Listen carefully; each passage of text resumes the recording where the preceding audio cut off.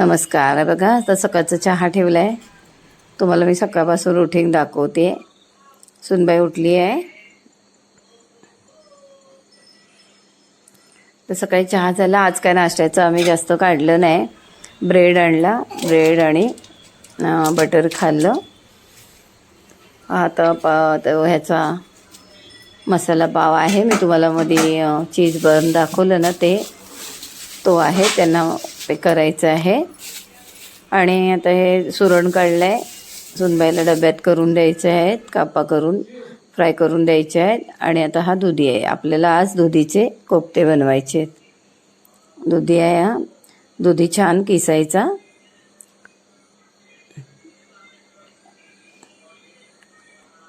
काय करायचं, दुधीची भाजी कोणी खात नाही, मग काय करणार. मग हे मध्ये तुम्हाला मलाई दुधी दाखवला असं. मग दुधीचे नाही, मग आपला हलवा करायचा. पण मग भाजी पण खाल्ली पाहिजे ना, दुसरी भाजी मग सुचत नाही काय करायला. चला म्हटलं आता दुधीचे कोफ्ते करूया. मग दुधी असं साफ करून घ्यायचं. आतमध्ये जर अशा त्या बिया असतात त्या अशा काढायच्या, वरून साल काढून घ्यायची आणि तो किसायचा.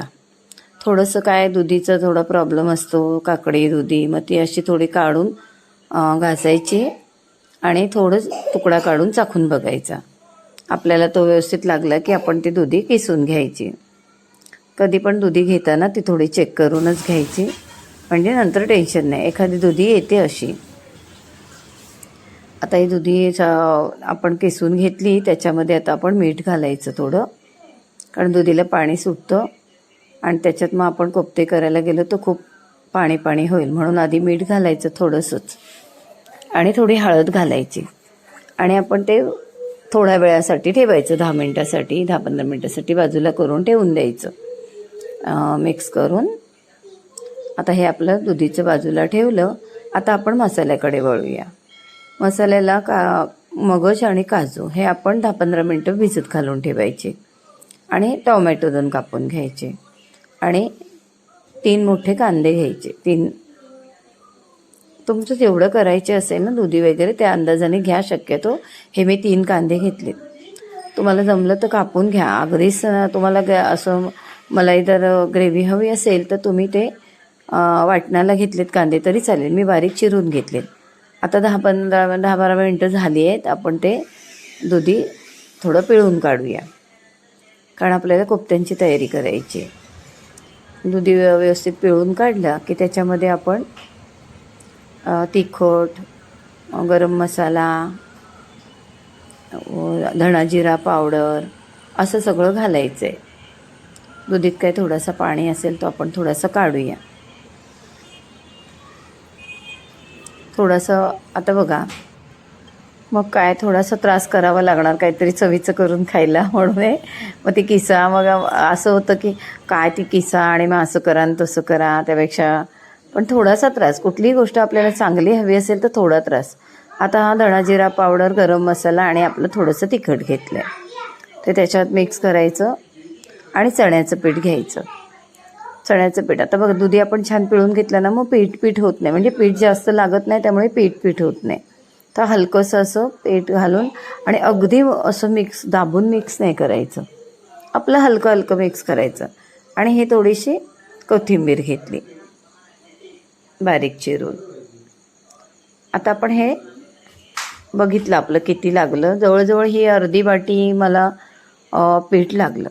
जेवढे आपण दुधी घेऊ आणि जेवढं पाणी कमी असेल तेवढं आपल्याला पीठ कमी लागेल. आणि ते खायला पण मग चांगले लागतील.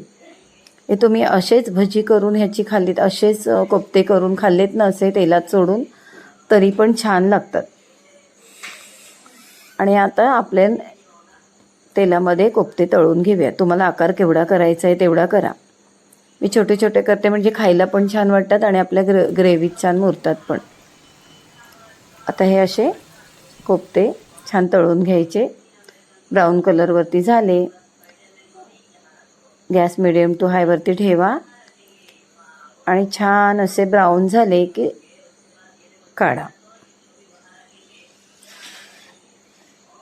असे छान होऊन द्यायचे. हलके फुलके मस्त अगदी छान होतात आपले कोफ्ते. खायला अगदी ग्रेव्हीतले कोफ्ते.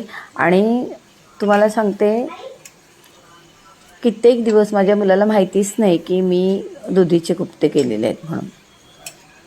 तो कोफ्ता आहे, कोफ्ता करी बनवली, ओके आपला खातो, पण त्याला माहिती नाही ते कसले बनवते ते. आता आपण वळूया. आपले कोफ्ते तयार झालेले आहेत. आता थोडं तेल घालायचं, मोठे 2 चमचे आणि छोटे 2 चमचे तूप घालायचं. तुम्ही हे उलटं केलं तरी चालेल. तूप मोठे 2 चमचे घातलेत आणि छोटे 2 चमचे तेल घातलं तरी चालेल, काही हरकत नाही. कारण दुधीचे कोफ्ते आहेत ते थोडे असे तुपात हे केले तरी चालतं. आता हा कांदा छान फ्राय करायचा व्यवस्थित, त्याचा कच्चा पण जाईपर्यंत छान कांदा फ्राय करायचा. आणि त्याच्यामध्ये बघा, आधी आपण कोफ्त्यांमध्ये तिखट वगैरे घातलेलं, तेव्हा इथे पण तिखट थोडं तसं मॅनेज करून घाला. आता थोडं तिखट गरम मसाला घातला. आता हळद घालूया. मसाले घालताना हा विचार ठेवा की आपली जी भाजी असेल त्या भाजीची टेस्ट लागली पाहिजे, त्या मसाल्याचा स्वाद नाही लागला पाहिजे असं. आता आपला बघा कांदा छान झाला आहे, मसाले सगळे टाकलेले छान परतलेत. याच्यातही धणा जिरा पावडर टाकायचं, थोडा गरम मसाला आणि थोडं आपला तिखट घालायचं.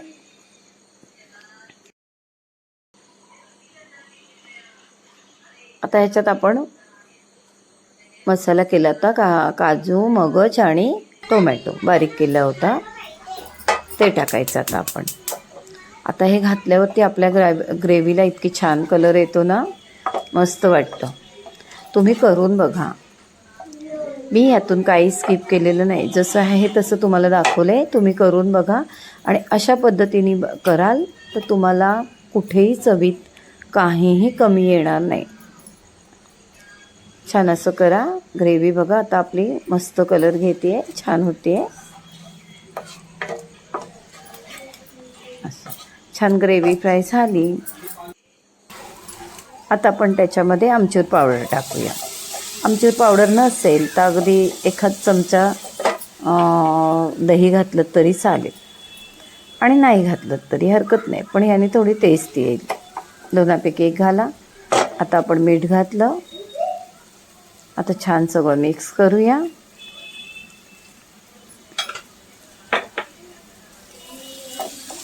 छान आपली ग्रेव्ही छान तुपावर तेलावर मस्त अशी परतलेली आहे. आणि आता मी याच्यात ना ठेवणीतली थोडीशी साय टाकली आहे, आपली जी दुधावरची असते ती.